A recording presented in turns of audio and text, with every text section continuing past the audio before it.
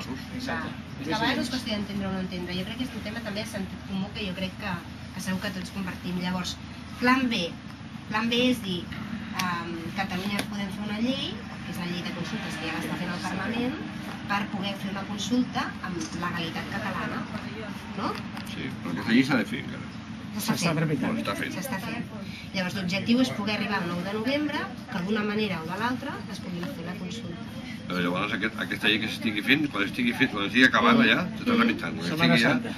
Llavors, tramitada, llavors on va parar aquesta llei? No, el Parlament de Catalunya l'aprova i és una llei catalana. Vale. Però té força sobre la llei de fora de Catalunya? Sí. Sí? Sí. Ha dit un sí molt... No, perquè no, saps per què? Tot ho poden recórrer. Perquè una cosa és un referèndum i l'altra és una consulta.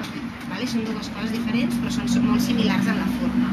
Llavors això és un tema de competència. Ells tenen competències per fer referèndums. Qui són ells? Espanya, per entendre'ns. I Catalunya tenim competència per fer consultes. Però una consulta no te la poden prohibir mai. No te la poden prohibir perquè legalment la potestat, la competència per fer consultes és catalana. Però jo pregunto, un referèndum, el senyor Rajoy pot dir que no pot donar permís, però per una consulta no pot dir res. Pregunto. Bueno, per una consulta emparada amb la llei catalana no hauria de poder dir res. Ara, el que poden dir... Recórrer la llei catalana. Poden recórrer la llei catalana i dir que és inconstitucional. Com poden fer-ho amb qualsevol altra llei. Escolta, tu ho tindràs més clar si ara parlem dels horaris del comerç.